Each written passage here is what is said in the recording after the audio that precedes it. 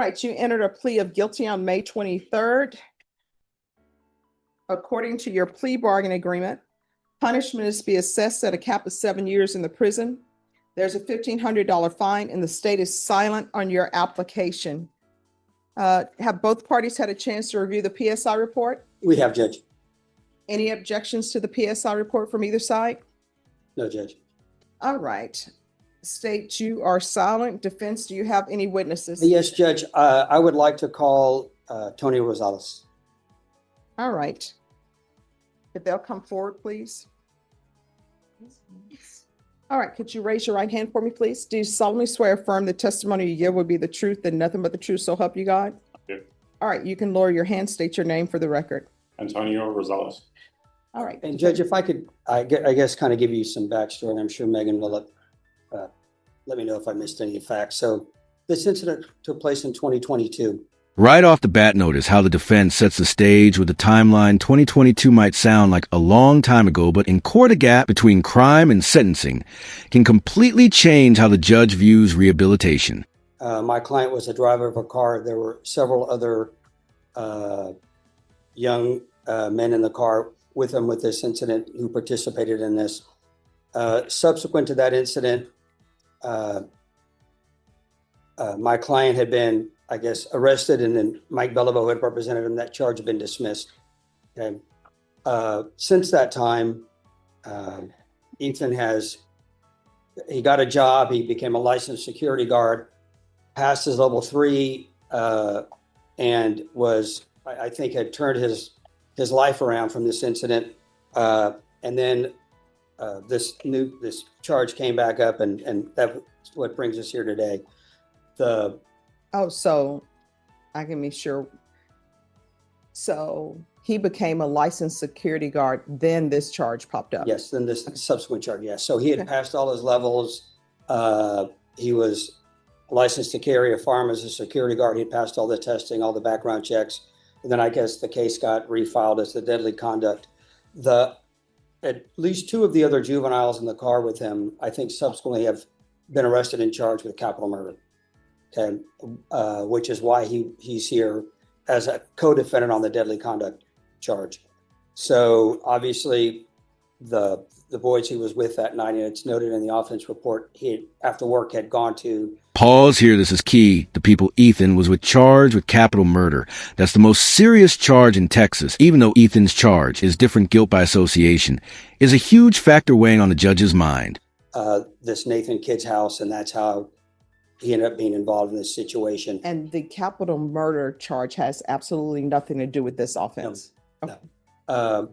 So I guess what I just wanted to point out to the court is, since his incident in 2022, Ethan has turned his life around, has a good, productive job. He's still working as a security guard, not carrying a firearm, but just a lower level of security guard. And the reason I wanted his dad up here is to speak to a couple things. First of all, about the changes in Ethan since then, and also about the job opportunities he's got. So may I proceed? Yes. So Tony, I know you and I have had several conversations about Ethan and what happened that night. Can you tell the court what sort of attitude or behavior you've seen out of Ethan since this incident back in 2022? Before and since this incident, I mean, that night he used very, very poor judgment. I mean, he made a very bad decision, but he acknowledges it. His family acknowledges. We all acknowledge what he did, and like I said, like you just said, you know, we all assumed it was resolved, and we can start trying to remove this from him. And he proceeded to get his commission with the state. He, in fact, the day he was arrested with the indictment, he was. Imagine Tisa on your way to a regular shift dressed in uniform thinking life's on track. And boom, the past drags you straight back into court. Question for Yook. Should people who turn their lives around still face full consequences for past crimes? Comment below. On his way to work, he was carrying his firearm, he was in uniform, and then everything came crashing down again. but that still hasn't stopped him. Well, let me- We've talked about him going to St. Philip's College for Yeah, CDL. let me ask you some, well, I have to ask informal questions. Okay, I'm sorry. Go ahead. So what kind of work do you do? Oh, I'm an HSE engineer on petroleum industry. Okay. I've been doing that for the last decade and a half. Okay, and so you and I have talked about Ethan's opportunities in the oil field, correct?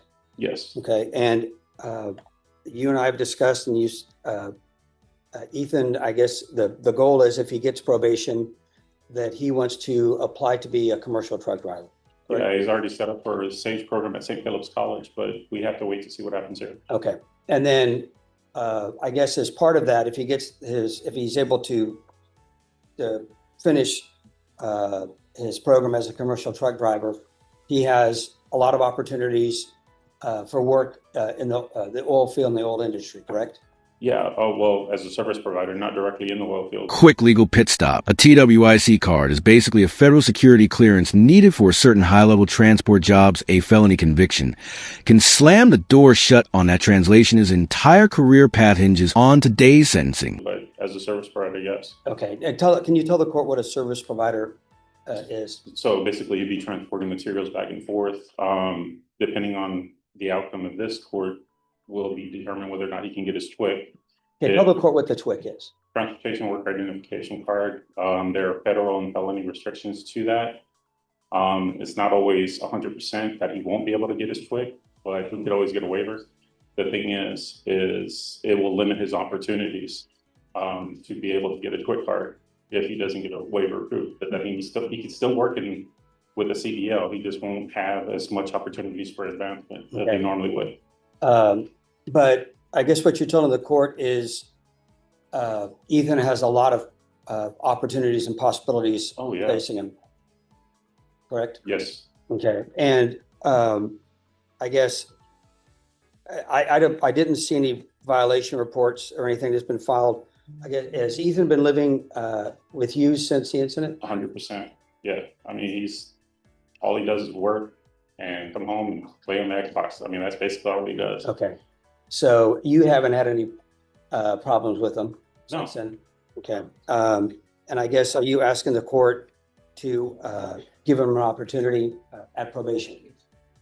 Absolutely. I mean, he's not been in trouble before this or since this. And we went over the PSI together, right? And you saw how serious the offense was, right? Yes. And I would not, I mean, it's hard for me to say because obviously I want to do everything. I mean, I've got a private lawyer. I did everything I can to try to keep him out of jail, keep him out of prison because that's not where he belongs. But to be honest with you, I've read it and I understand what he did. And even as his father, I still can't say that I wouldn't have the same feelings or make the same statement that they made in the PSI. Well, I think it's good that you're honest about this situation and recognize the severity of the situation, but also understand that, hopefully, given the opportunity, Ethan can be successful. Yes, sir. Okay, that's all I have, Judge. And Judge, I had given these to Megan. These are just some of his withholding stuff and some of the state licensing stuff. Thank you. All right. That's all I have. May I ask a question? Of course. All right. In regards to this incident, Good thing. was he living with you during this time? Yes. All right. And these people he was involved with, did you know them beforehand? No. If I could clarify a little bit. Sure. So military, firefighter, paramedic, and then I went into oil field petroleum. Mm-hmm. But prior to COVID, and actually up past COVID, I worked overseas, Venezuela, Africa, Mm-hmm. Mozambique. So I was gone quite a bit. Mm-hmm. So he predominantly stayed with me when I was in country, which was for 3 weeks at a time, every other month. But the rest of the time he stayed with his mother on that side of town. Okay. So yes, he had those friends and everything happened on the west side of town, southwest side of town. I live on going towards Florida off of 181. Since this incident, I've been home 100% of the time. I work in West Texas now. Mm-hmm. And yes, he lives with me 100% of the time now. So I'm not saying this is an excuse because it's definitely not an excuse. I was absent a lot with him growing up because I was overseas. but it's not an excuse because I was still there every other month and spent a lot of quality time with him. It might not have been quantity, but it was quality time for him to know that this was not what he should have done. But yes, now I'm with him 100%, or rather he's with me 100% of the time. All right. And did he talk to you about this incident Yes. immediately thereafter? No, it took some prodding. I mean, more so because he felt when he did break down, you could tell that he was more ashamed of the fact that he did something that he let me down. I not necessarily overbearing, but the military and then firefighter, paramedic, and I've kind of a little bit structured a little bit when I was with my kids, both my kids. And so when he did break down and let me know about everything that happened, obviously I told him we need to do something about it. And in 2023, when we thought it was going to all be resolved in December, January with Michael, we said, okay, let's get back on track. And we spent the time and paid the money for him to get his commission with the state and, follow and work because his mother's commissioned as well. And said that if you want to do that, fine. But we need to figure out the job. We need to figure out a career. And so we've been talking about the CDO and him getting with me in the oil field and trying to get away from him. And he has not been with those friends, or well, obviously because they're locked up, but he's not been involved with anybody on that side of town since. All right. Thank you. Any other questions? No, Judge. And I know you're silent, but any questions about? I know you stated that you understand. So did you view the police reports in this case or? Not since the incident, yes. Okay. But not obviously when he was arrested. Okay. So, you understand that your son made an agreement with these individuals. So these individuals told him, hey, this is what we're going to go do. And your son agreed to go with them. You understand that, correct? Yes. And your son did fire his firearm into that house. 200 bullet holes, let that sink in. And inside two toddlers. This is a kind of fact that obliterates sympathy in a courtroom, no matter how much good behavior. Since then, judges can't ignore that level of danger. Yes, he did. And it was occupied by multiple people. There were two 2-year-olds inside that home. Yeah, and I told him, despite the fact that they didn't believe anybody was there, you still fired. Yes. And besides the two 2-year-olds that were there were other adult individuals in the home as well. You understand that? Yes. Okay. And one of the victims describes that there were over 200 bullet holes inside their home. You understand that? Yes. Okay. And your son was aware of this and agreed to engage in this type of conduct back in 2022. From what I understand, and only from my son's recollection, is that he didn't think it was going to be all what it ended up becoming.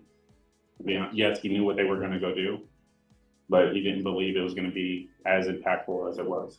So I guess it's my understanding he just didn't believe that the home was occupied, but he understood that he was. Yeah, but he didn't understand that they were going to do as much damage as they ended up doing. Okay, but he still engaged. Yes. Shooting the firearm. Yes.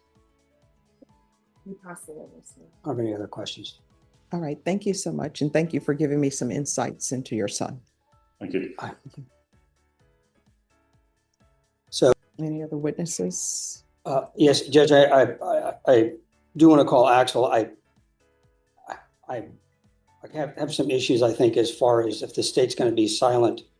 I think cross-examining the witnesses in a manner in which Megan is doing, I think kind of exceeds the scope of the silent. All right. Well, the court will note that according to the plea bargain agreement, the state is silent, but they are able to address fact issues. Well, I understand addressing fact issues, but my understanding, Judge, is addressing fact issues as part of argument if I misstate anything, and I have no objection to that. Okay. All right. The court will note your any objections you have with regards to this witness. Thank you. And Judge, so I'd like to call Ethan Rosales. Can you raise your right hand for me, please? Do you solemnly swear or affirm the testimony you give will be the truth and nothing but the truth, so help you God? Yes, ma'am. All right. You can lower your hand, state your name for the record. Ethan Rosales. All right. Defense, you may proceed. So Ethan, you and I reviewed the PSI, right? Yes, sir. And I guess over the course of my representation, we've discussed the incident in question, right? Yes, sir. Repeatedly.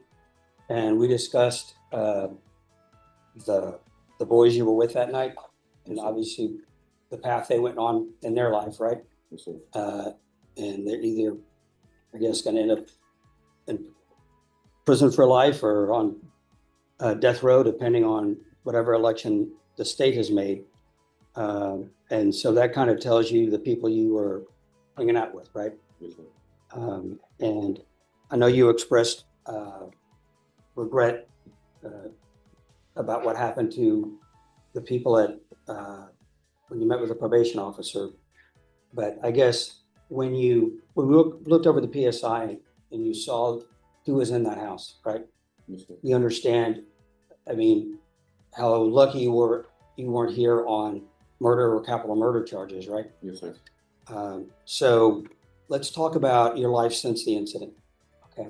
So I know your dad said after Mr. Belleville got the first charge dismissed, you went out and got your security license, right? Yes, sir. And level 3 is the highest level, correct? There's actually a level 4, but Okay. that's private security. Okay.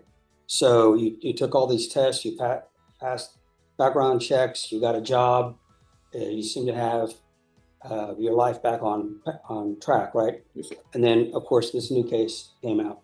So obviously the judge has a decision to make about what happens with your life, right? So if you're given the opportunity at probation, you heard your dad talk about the opportunities you have.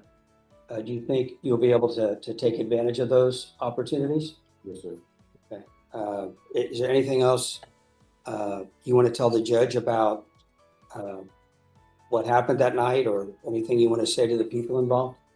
Yeah, I just want to say I'm sorry.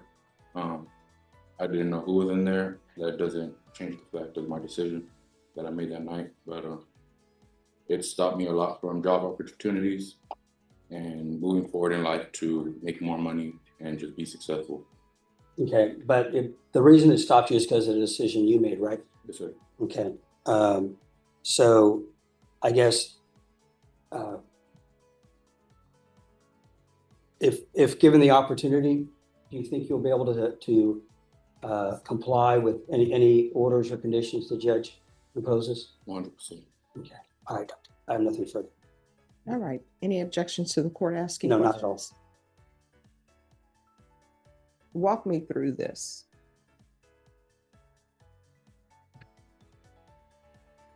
Friends come to you. Were they your friends? If I thought they were, All right. So how did you meet them? How did you all become friends? just growing up in the school, playing basketball at the park, stuff like that. All right. Were these your only friends? You know, I have more friends. All right. So explain to me how this happened. You have some friends who come to you. So they come to you, and what do they say? About that night, Yes. I ended up going to their house and they let me know. All right. So you go to their house. Did they call to you and say, hey, come over, let's have, let's meet? Or how did it come to be that you ended up at their home? I was just getting off of work. I ended up stopping by their house. They let me know. All right. So you stop by their house. I like to do things step by step. So you stop by their house. What do you do when you get there? Are you all playing Video games. Yes, playing video games? And so you're playing video games, and tell me how the conversation goes. I guess they had information of somebody who was in that house, basically. It was down the street, so we just get caught up. Well, no. Because I'm trying to figure things out, and I'm trying to figure out what your mindset is. I think your attorney and other people, if somebody comes to them and say, hey, we're playing video games, but come with me. We're going to go shoot up this house. Here's your gun. Let's go shoot up this house. I'm trying to figure out what your mindset was in all of that. So you're playing video games. Were you drinking? Man. All right. So you're not drinking. You're sober. Were they drinking? No. So they're not drinking. They're sober. So how does the conversation go? It was more of a retaliation thing. No. I mean, like, what's the conversation? You're sitting, you're playing video games, maybe somebody's, talking trash about, you can't win, I beat you. Then what's the next conversation? Hey, there's a person down the street. We don't like that person. We're going to go shoot up their house. We want you to come with us. I'm trying to figure out how the conversation went from you're playing video games. Maybe y'all are trash talking to each other about, I'm beating you. You can't win. I trash talk during Mortal Kombat. So you're playing the video game. How does the conversation go? Who says, and if you don't want to name names, you don't have to name the specific names, but who brings up the conversation and says, hey, we have some guns. We're going to go shoot up this house down the street. How does that conversation happen? So I was at work. I got there. We were playing games. They let me know that they had information from. Who's they? So what she's at, what she's trying to get is specific of the conversation. Names. Yeah, who brought it up? I would say Chris. All right. So a conversation starts with Chris. Chris says, what? He had information from somebody else. I didn't ask who. Of whereabouts of somebody that he wanted to retaliate on. All right. So did he tell you why there was this want or need to retaliate against someone? Yes, they had shot him previously. Don't know the timeline. So he tells you, hey, look, somebody shot at me previously, and I've just received information that this person is at this house down the street. Is that how it went? Yes, ma'am. All right. So he tells you that. Then what's the next thing that's said? I was the only one with the car. They basically asked me if we would go. It was more of an impulse decision. No, let's not do basically, because I'm trying to figure out what your mindset is, because I have to make a decision on whether or not to grant your application. So he tells you, I have information on the person who shot me. The person who shot me is at this location. All right. Thank you for imparting that information to me, Chris. So where does the conversation go from there? They asked me if we would go. It was 4 of us. All right. So they're saying, hey, let's go down the street. Now, when they say, let's go down the street, I'm sure it's not, let's go down the street. What was said? They said that we were going to go shoot up the house, that we were going to retaliate. All right. And so did you bring a gun to that location? No. I had got off work. All right. So you got off work. You don't have a weapon.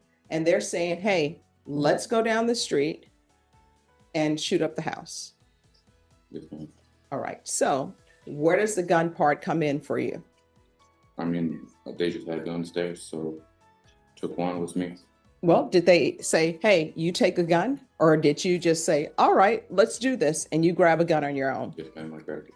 So you grab a gun, they grab their guns. And at no point in this do you say, you know who shot at you previously, let's call the police and let the police know that this person is down the street.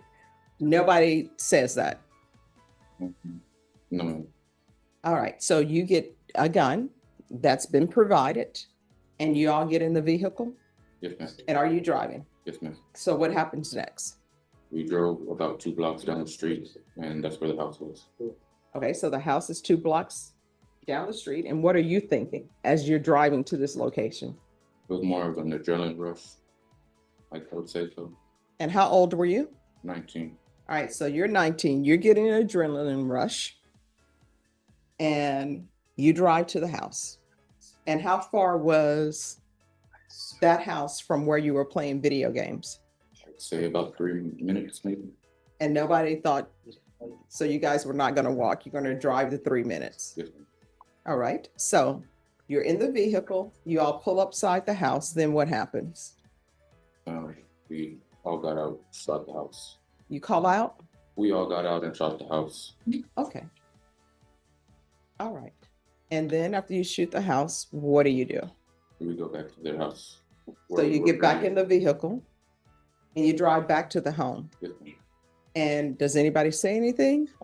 No, ma'am, it just went back to, I guess, and games went back to normal. All right, so then you go back to playing video games. And at some point, did you leave that house to go home? Yes, ma'am. And did you talk to anybody? No, ma'am, I was pulled over. I can't remember the timeline, maybe an hour, 2 hours after. But yes, there was police in the area. I got pulled over. All right. Any further questions? No, Judge. I just have one factual really small thoughts. So I guess when you were pulled over, you didn't immediately stop, wasn't that correct? Okay, you ended up in a crash, right? And you're saying that that firearm did not belong to you, you got it from the other people that you're hanging out with? Yes, ma'am, but I did take it with me. Okay, and it was located in your car, right? And then you told police on that day that you threw it out because you didn't want to get caught with it, is that correct? Yes, ma'am. All right, defense. I think it's just argument, Judge. All right, the court will hear argument. So, Judge, obviously this is a really severe fact pattern. The one thing I would note is I don't think up until this incident, Ethan had any criminal history. And I think since then, he's turned his life around. Obviously, I think Megan can make the court aware of the other, at least two of the other boys involved are in jail on capital murder charges. And obviously he was definitely running with the wrong group of boys that night. That being said, obviously he made the decision. He accepts his responsibility for it. He understands what he did and how lucky he is that nobody's dead. What I'd ask the court to consider is since 2022, he's turned his life around. He had and lost a good job, and that's his fault because of the situation he put himself in. But I do think the court can look and see that over 3 years since this incident, he stayed out of trouble. He's, I think, on a good trajectory in life and has a lot of opportunities in front of him. I'd ask the court to consider, obviously there's a bunch of different possibilities the court can consider. Obviously, the most important thing as far as I see is the court grant either, regular probation or deferred. Obviously, deferred would be a great opportunity for him moving forward as far as employment. But what I'd ask the court to just consider some form of supervision, just to recognize that in spite of this horrible situation that he got involved in, he's really shown himself to be a different person than he was when he was 19 years old. And I think he's got a good path in front of him. I'd ask the court to grant his application for either deferred or regular with whatever conditions the court feels are appropriate. And I think he'll be able to do it successfully. I don't think the court will see him again. All right. This is a difficult case. And let me just tell you why it's a difficult case. It's a difficult case in that when you have children, people always say when you punish a child or give punishment to a child, it needs to be done immediately because otherwise they've done other things that shows that they've internalized what they've done wrong and they made changes. So it's regretful that this case wasn't done sooner. And that's no fault through the prosecutors. And in this court, sometimes cases are not indicted. But here's my issue. When people get together in these groups and they decide to commit crimes together, sometimes if one person would have said, no, I'm not doing that. For example, it sounds to me like people were lazy. They didn't want to walk the 3 minutes. Probably if you would have said, yeah, I'm not going to drive. I'm not a part of this. Who knows? Maybe they wouldn't have done that day. I'm looking at the complainants too. Sometimes, well, I'm just going to say it. Some things are the cost of doing business, right? If you sell drugs, you're probably going to go to prison. You may end up getting killed. Cost of doing business. If you're a gang member, you may end up getting shot and die. Cost of doing business. If you shoot up someone's home and they come back and shoot up your home, cost of doing business. That probably will happen. But we can't have people running around lawlessly. And that's my issue. So the young children in that house, they were not a part of the cost of doing business. And I see that there's some issue for restitution. And honestly, I don't want to give restitution to somebody who shoots at somebody else, and then somebody comes to their home to shoot up their home, and now you want restitution. That's sort of like the cost of doing business. I'll hear restitution amounts, but it's really the cost of doing business. And I don't think they should benefit from, as we learned in law school, they have dirty hands. So they should not be benefiting with restitution. So the state is offering a cap of 7 years. I just don't think this is a case that's appropriate for probation. Counsel, I'll consider, I'll retain jurisdiction. Okay. So, Can I speak to the cap? yes. Well, I appreciate the court retaining jurisdiction. So Judge, I'd ask the court to take into consideration that it's been 3 years since this incident, that he's not gotten any more trouble. He's maintained employment. And obviously, if he does well and the court grants him shock, then I think he'll still have a good future in front of him. I'd ask the court to assess a sentence of 3 years TDC while retaining jurisdiction. All right. So the state was silent on his applications, but I don't think they were silent on the cap. Because I think that covers, I think silent is silent. I think it's entirely up to the court. I don't think if the state wanted to make argument, then they could have opposed. All right. Well, I will tell you this. According to the plea bargain agreement, it says the state will make no recommendations to the application for deferred or community supervision. But state, if you have nothing to say with regards to the cap, the court will make its own decision based upon the stipulations, the PSI report, and defense's argument. I don't want to say it's. And here's the twist: the judge gives 4 years in prison, but 0 restitution. Why? Because in her view, if you're part of the criminal lifestyle, you don't get to profit from being a victim of it. Brutal, but logical. Do you agree with that stance? Died in the plea bargain, but that's what I would be asking. All right. So this is what the court is going to do. There's going to be a $1,500 fine. Time and money run concurrent. The court will sentence you to 4 years in the prison, give you credit for any time served. And with regards to the restitution,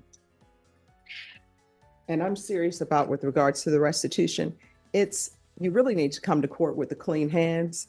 You can't be a part of this life and then want restitution. But state, was there any restitution? Judge, they did give an amount to riot officer, the homeowner,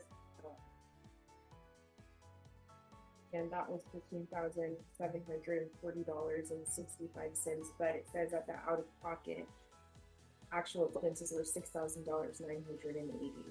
All right. So here's the question for the court: were there any receipts provided to defense counsel? No, Judge, and I guess if we get to a hearing on the motion to shock, I guess we can have a restitution hearing at that time. I mean, it sounds to me like they just provided an amount to Well, here's probation. my question: were there any receipts? To my knowledge, no, and there were none attached to the PSI. All right. So the court doesn't have any receipts before it with regards to restitution. So, Judge, I guess barring that, I mean, I don't think the court can impose restitution based upon estimates or just generic statements from the complainants. So at this point in time, the court does not have any concrete evidence, not even Have a seat. preponderance of the evidence. The court doesn't even have a preponderance of the evidence for restitution. So at this time, the court is going to say there's $0 for restitution. Is there anything else with regards to sentencing? No, Judge. All right, did you review the document entitled Trial Court Certification of Defendant's Rights to Appeal with your attorney? Did you understand it and sign it? Yes, All right, because this is a plea bargain agreement, because I followed your plea bargain agreement, and because you waive your right to appeal, you do not have the court's permission to appeal.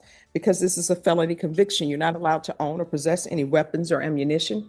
If you have a question over what a weapon or ammunition is, you'll need to speak to an attorney. Do you understand? All right, off the record. Here's the thing. If you strongly want the court to consider perhaps giving you shock probation, you had better show me something that you are doing while you are in custody at the prison. Do you understand? All right, good luck to I'll you. talk to you. There's any Okay. victim impact statement, you think? Is there a victim impact? Nope.